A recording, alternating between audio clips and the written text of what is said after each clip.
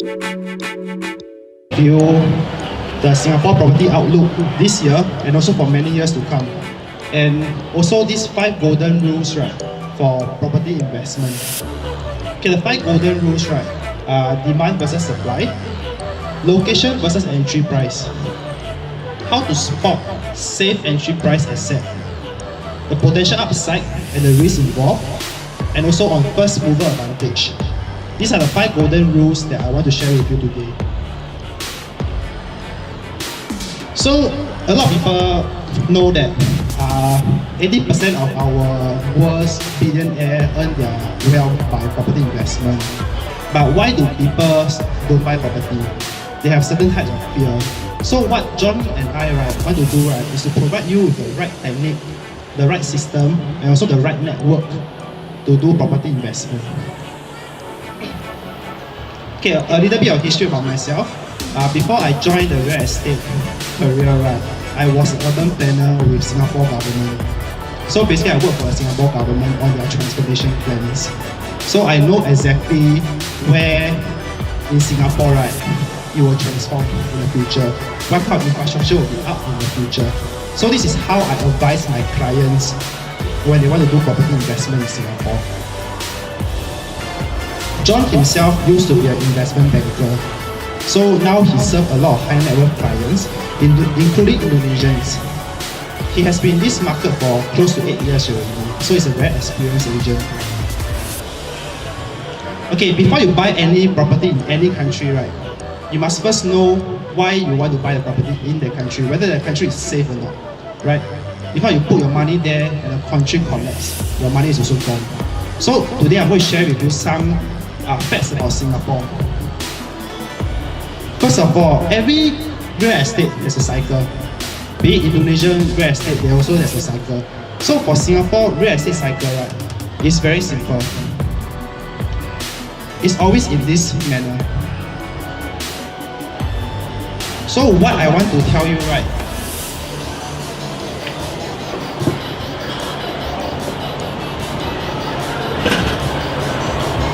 this is the chart, the real estate chart. This is the price, the property price. This is the time. Singapore property cycle, is always like that. Okay, for this chart, the new high, you see every cycle, there's a high and there's a low. The new high, is always higher than the previous high. The new low, is always higher than the previous low. So no matter what, the price is in an increasing trend. This is the Singapore real estate cycle. And this is not what I say one. This data is by the Singapore government.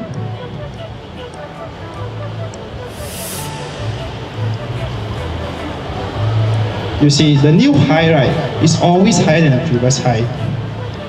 The one in blue, the new low is always higher than the previous low. This is 1975. 1975, our population in Singapore is only 2.26 million. Come 2030, we must hit 6.9 million.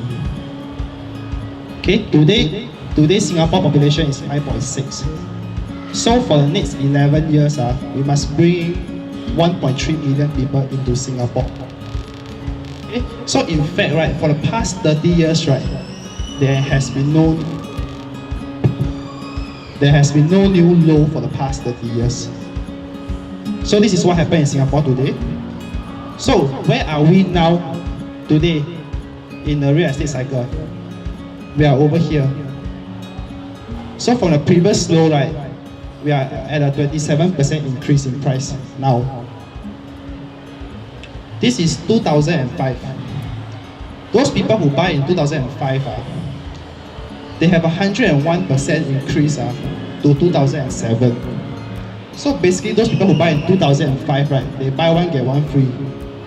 They buy one property, they get one property free. The second increase, this 2009 is the Lehman crisis, so the property price dropped by 34%. And then it started to pick up again, increased by 87%. Come 2014, right, it dropped by 17.3%. This is because of the cooling measure. Later I can explain to you. So what this graph means, right, is that every increase in property price, right, is always higher than a fall. So this is why the chart is always going up. Okay? So those who understand this, those who need more explanation on this, later I will share with you one-on-one session. The new high is always higher than the previous high. The new low is always higher than the previous low. So this is a fact in Singapore. How high this cycle will go, we are not sure, but it is still going up. In terms of country-wise, right, you're all very safe, our country very small, very rich. But currency, we are one of the strongest in the world. This is pledged against USD, and this is by UOB report. Singapore is over here. Rupiah is over here. So if you put money into Indonesian, let's say you put your money in Indonesian, hello, as compared to buying a property in Singapore, your money is actually depreciating over time. This is the SGD to Rupiah. It has been on an increasing trend. So those people who buy property in 2010 in Singapore, not only they earn the money in the capital appreciation in Singapore as set, they also earn the money in the difference in the currency level. So this is what happened also. In terms of current account, we are the strongest. So what does current account means? Means, right, in the event of recession, global financial crisis, Singapore is in a very strong position to deal with it, so that the property price, right, will not drop, not go on free fall. Indonesia is over here. In terms of savings, we have one of the highest savings in the world. So Singaporean like me and John, right, we save a lot of money in our bank. Of course, we invest in assets, in property, but we do have a lot of savings in our bank. Unemployment rate wise, right, we are one of the lowest. So in terms of home price, in terms of home price, home price versus income, right? This is in comparison with all the other major cities in the world: London, San Francisco, Tokyo, Vancouver, Sydney, Hong Kong. We are actually one of the lowest. So in this report, right, this report is by JLL Research. Singapore has the most affordable living amongst all other major cities. So you may think that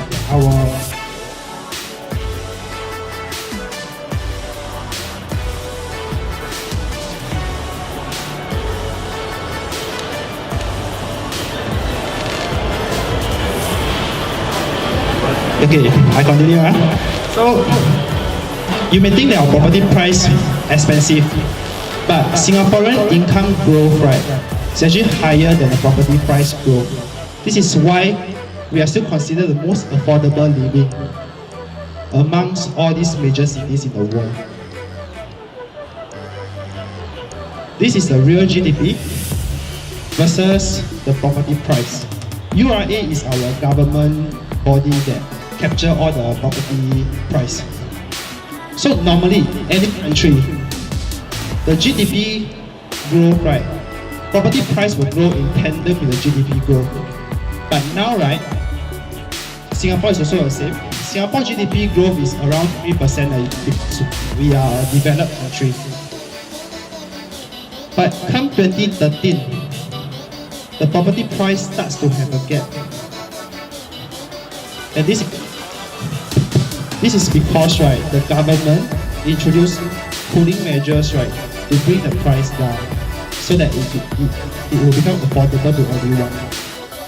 So now there's a gap. By right, there shouldn't have a gap. So over time, this gap will be smaller. Our GDP growth, right, will continue to grow. This is why UOB also state that our Singapore property right are the most undervalued at this moment. Singapore is over here. New Zealand, Hong Kong is over here. Australia is over here. This is the UBS Real Estate Bubble Index. So based on this chart, right, you can see that Singapore, right, actually we are ranked the third last of having a real estate bubble. We all know that Hong Kong real estate prices are crazy. Okay, not many people can afford Hong Kong property nowadays. So their bubble is actually very, very huge. If their bubble bursts, right, the locals in Hong Kong, right, they will suffer. So this is why Singapore government, right, also don't want locals like John and myself to suffer. We have a very low index of having a real estate bubble. Mr. Ng Teng Fong, this is the founder of Far East Organization, Singapore #1 developer. What he is saying over here is that if you want to meet property investment, you invest in country, right, where there are no land, and the economy is area is growing. So Hong Kong and Singapore are the best example. So this is by Mr. Ng Teng Fong. He's the founder of Far East Organization. So last year, 6th of July, I think this is the most important for you guys. Last year, 6th of July, they introduced a cooling measure. Government introduced a cooling measure. Previously, when foreigners buy Singapore property, they need to pay 15% additional buyer stamp duty. Okay? After 6th of July, right, they need to pay 20%. So foreigners need to pay 20% now. But this 5% increment is not only for foreigners. Hello? It's not only for foreigners. It's also for locals like me, citizens. So basically now, right, when I buy my second property in Singapore, I must pay 12%. When I buy my third property in Singapore, I must pay 15%. So when foreigners buy property in Singapore, they pay 20% the additional buyer stamp duty, right? It's only a 5% difference. So this is why, right, later I'm going to share with you, when foreigners buy property in Singapore, right, location is very important. How to leverage on Singaporean paying 15% stamp duty, so that you only got a difference of 5%. Okay, last year cooling measure, 6th of July, they introduced cooling measure. Why government introduced cooling measure? Is it because our property market is good, or is it too good? I think it's because it's too good, right? Hello?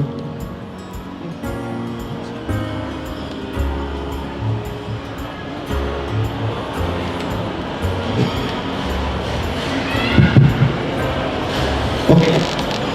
Sorry, continue. The main purpose, right, is to prevent oversupply and to ensure affordability. So the government objective, right, for cooling measure, right, is to make sure that my Singapore property price increase in a stable and sustainable manner. So they are looking at a price increment of 5% to 7% a year. Last year, right, our property price increased by 7.9% within the first 2 quarters. So if government don't introduce cooling measure, right, there will be a double-digit increment, which is no good for the entire market. So this is to make sure, right, my property price, I don't drop below 3%. Anything below 3%, I will release a cooling measure. So this is what government is doing in Singapore. If you compare stamp duties for other major cities, right, you may think that Singapore is very high at 20% additional buyer stamp duty. Take a look at Hong Kong. Hong Kong, they are paying 30% for foreigners. I think Sydney now is 12%. So Hong Kong 30%, right? Take a look at the property price. They surged by 55% since 2013. So despite this 30% stamp duty, right, the property price still increased.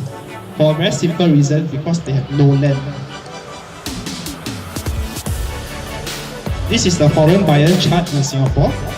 We have seen an increasing trend of foreign purchasers since 2014. In terms of the top four nationalities that buy property in Singapore: Chinese, Malaysians, Indians, and of course Indonesians. And Chinese has been coming to Singapore to buy up a lot of luxury projects, a lot of luxury units. You can see the ratio of Chinese buyer, right? They increased by 160% over the last 12 years. But I would say Indonesians are very smart. They actually come in much earlier. You can see the purple color chart. So, demand versus supply. Okay. Our government, right, introduced a white paper back in 2013. Because of aging population, Singaporeans don't give birth. But we cannot allow our economy to drop. I need to bring more people into Singapore to make up the population. So, I need to hit 6.9 million by 2030. So every year, right, government will bring a certain amount of non-citizens into Singapore. So now we are at 5.6. By 2030, I must reach 6.9. I need 1.3 million more. So every year they will spread out, bring a certain amount of people into Singapore to become a non-citizen. In terms of land use, in 2010, this is the entire Singapore land. Only 14% is used for housing. Okay, the rest are used for defense, used for airport, used for infrastructure, reservoirs, and everything else.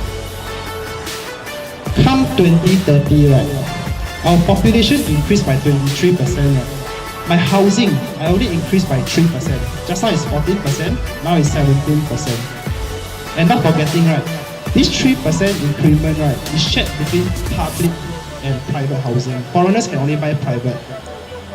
So this 3% increment, right, is shared between public and private. So the land use, the increment in land use for housing, right, is not in tandem with the population growth. So demand is more than supply in this case. When demand is more than supply, the price will increase. Okay, this is a supply in the pipeline by our government, URA. URA is our urban planner. They release land for sale to private developer to build condos, private apartments. So for the next 5 years, right, they capture all this supply in the pipeline. So on average, right, there's a 9,000 additional units per year for the upcoming 5 years. But our historical average, right, is 13,300. Okay. Population projection. Every year we are expecting 45 to 56,000 increase in non-residents. Okay, these are the non-residents, these are the citizens, and these are the PR. So for PR, permanent residents, every year we have, on average, we'll give up 30,000 approval to new permanent residents in Singapore. Household size. So household size means, right, one house, last time maybe can fit 4 people, 5 people. 5 people stay in one house. But now, right, it's at 3.3. So our household size has dropped, become smaller. So what does all this mean? It means this. Every year, I need 45, 56,000 non-residents coming to Singapore. I assume citizens like me, I buy public housing, I buy HDB, I don't buy private. I just assume all the non-residents buy private. PR, right, I assume just 28% of them buy the housing. I divide by the household size of 3.3, I need 15.5 to 18.8 new units every year. So based on just now the URA chart, right, the supply in the pipeline, right, I only got 9,000 for the next 5 years. So you take a look at this number and this number, right, the demand, right, is almost double of the supply. So when demand is double of supply, right, it means that price is double, right? So this is why Morgan Stanley came out with a report to say that our price will double by 2030. And Morgan Stanley, right, it's not even a bank that does mortgages loan. So there's no benefit for them to come out with this kind of report. This is by DBS. New private homes to cost up to 2,009 per square foot in 2030. Today, on average, the PSF you're looking at is 1,000, 4,005. So it's similar to what Morgan Stanley has reported. The price will double by 2030. Just now I only talked about the demand from population growth. These are the other demands. Demand from HDB, like public housing owners, right? When they want to improve their lifestyle, they will buy private. For people like me, I buy my first property in public housing. I want to do investment. I can only buy private. So there are more people who want to buy private nowadays in Singapore. Rising preference for private over the public housing. It has been increasing. This en bloc is what we call the collective sale. That means developer, right? I want to buy over this piece of land. But this piece of land already got a building down there. Let's say got 100 owners. So this developer, right? I come in, I buy from these 100 owners. And then I tear down the building, I rebuild, and I sell. So for 2017, 2018, right? There's a lot of en blocs going on in Singapore. The total amount, right, is 18.1 billion worth of en bloc for the last 2 years, Singapore dollars. So there's around 7,000 households, right? They become overnight millionaires. And these 18.1 billions, right? They are floating around in the market today because their house blocked by the developer, right? They need to find replacement homes. So this is why demand, right, is always there, because developer buy house from you, I need to find new house. Okay, just like I mentioned, right, foreigner need to pay 20% EBSD, the additional buyer stamp duty. How to make use of locals paying 15% for my third property investment? So you think about it, who buy mass market property? Locals, right? Locals will buy mass market property. So where do locals buy their investment property? They normally go into city center and buy because they are the most stronghold, they have the highest rental yield, it's easiest to rent. So I will go into the city center and buy my investment property. So this is why, right, foreigners, right, should go into a city center. CCR means Core Central Region, which is the city center. So let's say I buy my property, my third property in Orchard, in River Valley, okay, as my third property. I pay 15% more stamp duty for locals. Now, foreigners, you come in, you buy. You come in at 20%. You only got a difference of 5%. And I just assume my rental yield very low, 2.5%. You only need to take 2 years to break even with the locals. It's not a lot of time. So you should leverage on this and consider only buying city center. If you go outskirts, locals go in and buy at 0% additional buyer stamp duty. You pay 20%. You already looking 20% already. Right? Okay, this is a map of Singapore. Outskirts is those in blue. Okay, this region, right, we call it the outside central region, OCR. The one in green, right, is what we call city fringe. Rest of central region, RCR. But what I want you to focus, right, is on city center, core central region, the one in yellow. Okay, this is the map of the central region. Orchard, River Valley, and downtown core. Downtown core is a Marina Bay area, Marina South, Beach Road, and also Tanjong Pagar.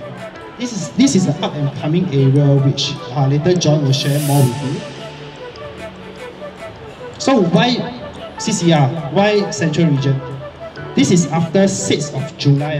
This is after 6th of July, the third quarter. My Central Region property, right, is the only one that's not affected by the cooling measure, because foreigners are still buying despite the 20% additional buyer stamp duty.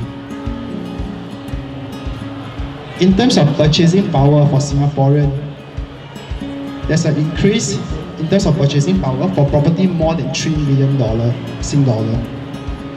in terms of supply in a city center, now you drive around, you go to Orchard Road, you go to River Valley, I don't think you can find any empty plot of land. So supply, right, will continue to drop. And then my purchasing power will continue to increase. So demand is more than supply. That's why CCR property, city center property, the price can hold. So in fact, right, by price today is still below the average residential price for city center. So they are still undervalued. This is a price segment.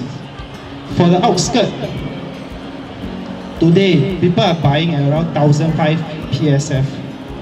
When I come into a city fringe, people are buying at around 2,003 PSF. When I go into a city center, which is the most prestigious center, the most prime location, right, I only need to pay around 3,000. So if you take the price difference between a city fringe property, right, and a city center property, right, is actually very low margin. This is in the outskirts. This is a chart of the upcoming launches, new launch in the outskirts, OCR. This is a land bid price. This is a break-even price, and this is the estimated selling price. You see, you go to outskirts, right? There are people who are going to sell at 2,002, 2,003. This is outskirts. It's not even city fringe. You go to city fringe, people need to sell at 2,006. So today, if I can buy a city center, I can buy a development in River Valley for 2,009, where will you go? You wouldn't want to go to city fringe like at Paya Lebar, if you all know Singapore, the kind of area, to buy at 2,006. This is the highest PSF achieved for city center property. Take a look at this field, above 6,000, 6,850, 4,000, 4,000, 3,009, 3,008, 3,007. Today, there are properties, right? There are new launches, right? They are selling at 3,001, 3,004. What is the potential margin you are looking at? 6,000 plus. This is the potential margin you are looking at for city center property. In terms of first movers advantage, right, I want to talk about buying new launches. So I will explain to you why new launch is better. Kingsford Water Bay. This is a development in the outskirts. When people first buy new launch, people buy at the price of 1,001. So it takes 3 to 5 years to build, right? So towards the end of the completion, right, the developer, right, is selling at 1,004. So if I enter at this price, right, I have a $300 margin, right, within 2 years. This is 2015, this is 2017. So to put into perspective, I buy a 1,000 square feet unit. I got a $300 difference in terms of PSF, right? I earn 300,000 Singapore dollar in 2 years. Okay. This is Park-based residence at Paya Lebar, the City Fringe project. In 2017, when it's launched, people buy at 1,006. In 2018, the developer, right, is selling at 2,002. Within a year, you have a profit of 600 PSF. So for a 1,000 square feet unit, right, you earn 600,000 Singapore dollar within 1 year. Anyway, Singapore government is very transparent. That's why all this data, right, you buy what unit, which floor, what size, and what price, right, it's all online. So there's no way you can cheat. Just on this side is 5 minutes walk. Not I say one. Google Maps says that. Same for 3 Cascaden, which is just across the road. It's just less than 3 minutes walk to Orchard MRT station. And then you have... So for me, why do we show you this map? If you can see, there's a lot of all this thing, right? So what do I mean by data? Data meaning that today, I never look at what is the future, because we all agree future change, right? We never know what's the future, although we hope future will be good, but future change. But today, we believe in data. Today, if we can buy a property at 3,004 per square foot, brand new, freehold, and I know my neighbor's secondary market, this project on my right, just right beside, 21 Anguilla Park, this is a China developer. People already paid for 3,800 per square foot. Another secondary project behind me, secondary market already, people pay 4,000 per square foot. Further down, people pay for 5,000 per square foot. My neighbor, everyone pay 5,000, 4,000, 3,008. Today I buy 3,004 per square foot. What is my risk? What is my profit potential?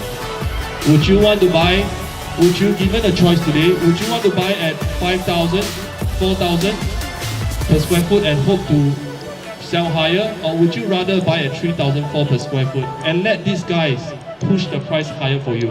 I will want to buy the lower price. Same for Boulevard 88, same for 3 Orchard by the Park. So this is just to show that Jay has mentioned the last 2 years what the developer has been doing in Singapore is going on a collective sale because we just don't have enough land. So they have to buy up existing property from the government, from the private owners. This is a 99 years project next to our developments, 99 years. The developer paid 3,059 Singapore dollars per square foot. This is their break-even price. But they buy the land for the construction, not making profit, they have to sell at 3,000. With a 20% profit, they have to sell at 3,600 per square foot. Same, Park House. This development is the biggest, most expensive collective sales last year. The freehold, developer paid break-even price 3,006. They have to sell at 4,004 per square foot, just to make 20% profit. This is another one, developer bought at 3,001, they have to sell at 3,007. All these are data, okay, because we think data numbers don't lie. So this is actual hard facts. So what I meant earlier, Orchard MRT Station, 3 Cascaden, the project, Boulevard 88, 3,004, 3 Orchard by the Park, 3,001. We know next year, the new project have to sell at 4,004. The new project have to sell at 3,006. Today we buy at 3,001. Today we buy at 3,004. Today I buy 3,004. Which is what we meant. Why some clients say, you know, John, let's buy Singapore property next year. You can. But would you want to buy at 3,006? Would you want to buy at 3,004? Or would you want to buy today when today the market is selling at 3,004? So what does that mean? In Orchard Road, which is a prime district for Singapore, our cheapest in the history is about 3,000 per square foot, the lowest. The highest been sold ever in Orchard Road is 6,000 per square foot. We know next year, the new project is marketing at 4,004 per square foot. Today, you have the opportunity to buy at 3,006, to buy at 3,008, to buy at 3,001. Why would you want to pay 6,000? Why would you want to pay 4,000 per square foot? I want to buy here and then I sell at this price. So this is the project, Boulevard 88. This is a very unique project. Why I say this is the #1 project for this year for luxury market. Does this development look like something to you? It looks like MBS, right? Because the developer is actually CDL, our top developer in Singapore, listed developer. They got an architect for MBS to design this.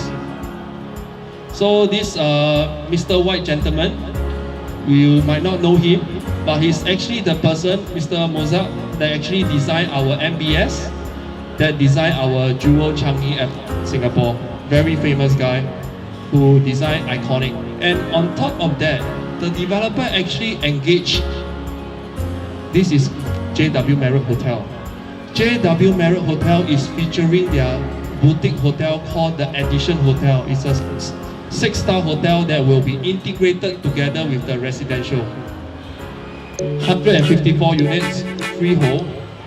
Is right now, if you come to Singapore, next week, next month, you can actually see the actual show gallery. It's there already. Then this is 3 Cascaden. This is actually just across the road from Boulevard 88. So we have some clients, you know, John, I love Orchard Road, I love Boulevard 88, but the 2-bed start from 4.5 million is too expensive. I don't want to buy so much. Can I buy something in the same location but cheaper? 3 Cascaden is actually one of that project that we have think it is the best project. Why? It's just across one traffic light from Boulevard 88, but you don't pay 4.5 million for 2-bedder. For the 2-bedder, smaller size of course, you only pay $2.5 million. Freehold, primary market as well. So this is the night view from 3 Cascaden. So what they do is that they send actually drone up to a high level and have a look at the surrounding. This is 4 Seasons Park. So if you are standing at the balcony of 3 Cascaden, you see this 4 Seasons Park. This is Wheelock Place, this is Ion Orchard, and this is that whole Orchard Road, the shopping district over here.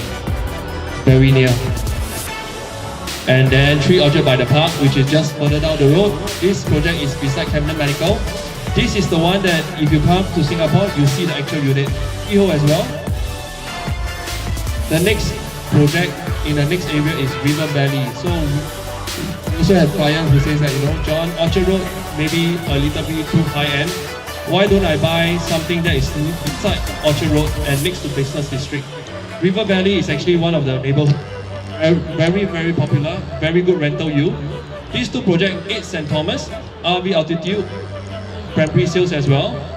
8 St. Thomas is very unique. Why we bring this project particularly to Jakarta for Indonesia was because why?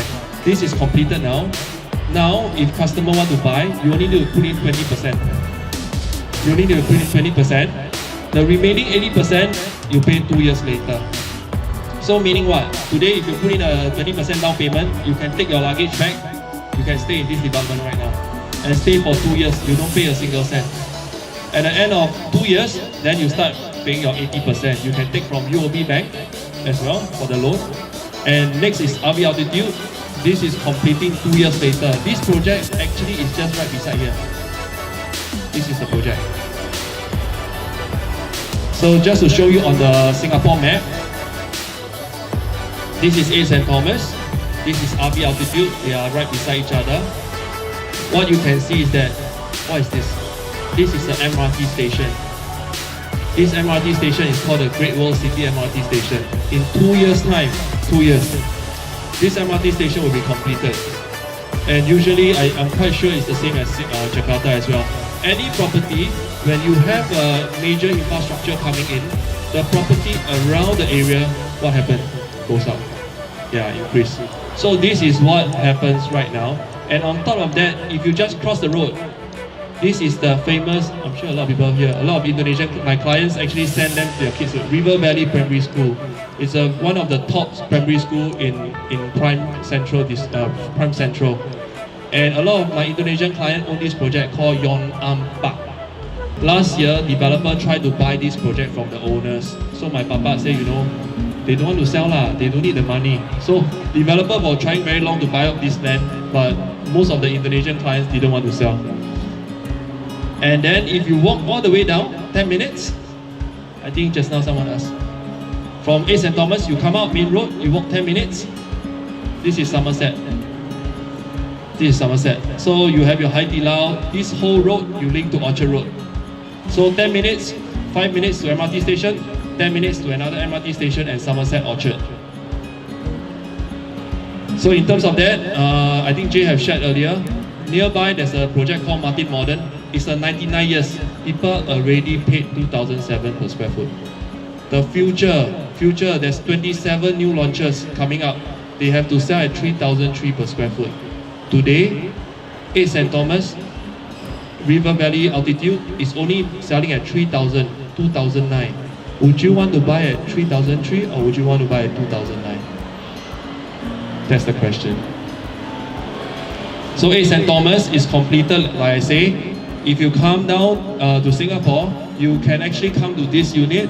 You can stand at the balcony like that. You will see the view of the city landscape. You get a view of the Marina Bay Sands, our city area. And this is how a view of a master room will look like. This is the facade of RB Altitude, which is the one that is completing in 2 years' time. So next one, downtown core, business district. So is Jakarta business district very vibrant over the weekend, or is very quiet? Very quiet, right? Quiet, it's the same. So our government, Singapore government, have say going forward, our business district need to change. No more. It need to be a dead town. It has to be very vibrant. So with that, they have a master plan. URA is actually our government master plan. They say Raffles Place, Marina South, Marina Bay area in the future will have large-scale commercial mixed-use development to have a Singapore transformation into a global city. So Marina Bay is this project over here. This Marina Bay is on this side. This is Suntec Marina Square, MBS. So it says that in the future, there is going to be a big transformation in this area over here. And the project that we are bringing here today, Marina One Residence, is somewhere on this side. So this is how the big transformation will come. There will be 9,000 new homes coming into this area. This is a reclaimed land. So this is the master plan. So our government, Singapore government is good at what? Singapore government is always good at one thing only, planning. We always plan 10 years ahead. So every 5 years, we have a master plan blueprint that will come out. We have a new one recently. So the master plan says that the government want to allocate this plot of land over here for future development. And our MBS is here. That project that we say Marina One Residence is here. This is the first project to come into this area. And this one, so this project will have 1,000 homes. The master plan says that this area must have 9,000 homes. So what does that mean?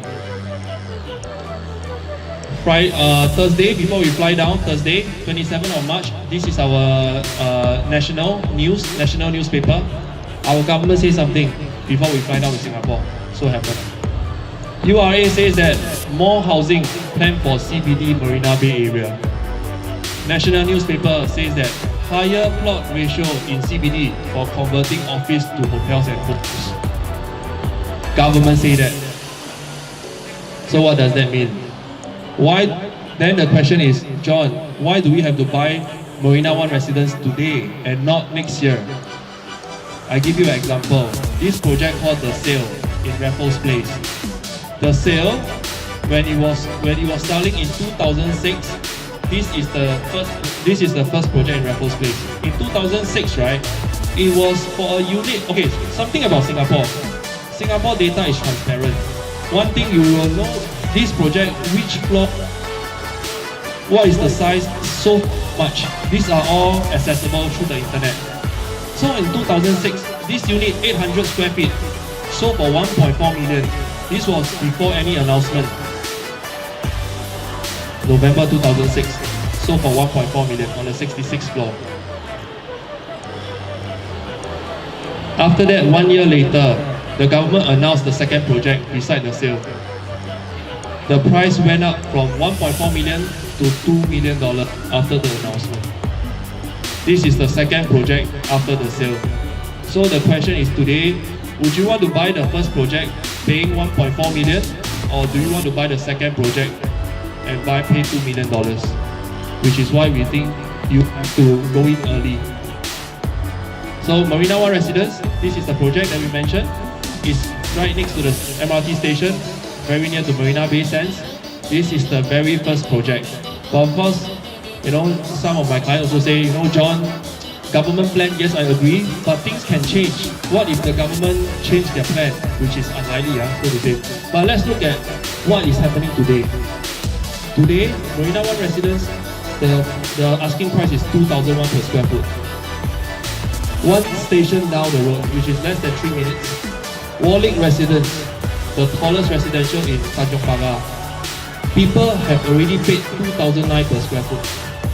Already paid 2,009 per square foot. These guys, they have to sell at 3,002, 3,003. You pay 2,001. I think, what are your risks? I think the potential is there for the price to go higher. So this is how it looks like. This is completed as well. good thing to know. I'm sure everybody have Facebook account, right? So everyone know Facebook is very famous. Facebook have their office in Singapore. Among everywhere in Singapore, Facebook choose to have their office in Marina One residence. Why? Because Facebook feels that Marina One residents have a very unique design that features and portray the image of the company. So if you come to the actual development, you see there's a garden inside the development itself, which is nice. You have KPMG, you have PwC, you have all the top Japanese bank in the development because it's a mixed-use development. Yeah. So with that, actually we have come to the end of the session. I hope Jay has shared enough. I've shared on the product side. Today our purpose here is basically to share, to educate with you all the potential of Singapore property market. And along the way, if you have any question, maybe you are thinking there's a reason why you are here today. Maybe you all have owned a Singapore property, plan to own a property in the next few years. We are here to help you with any questions that you might have. With that, thank you very much and have a good day.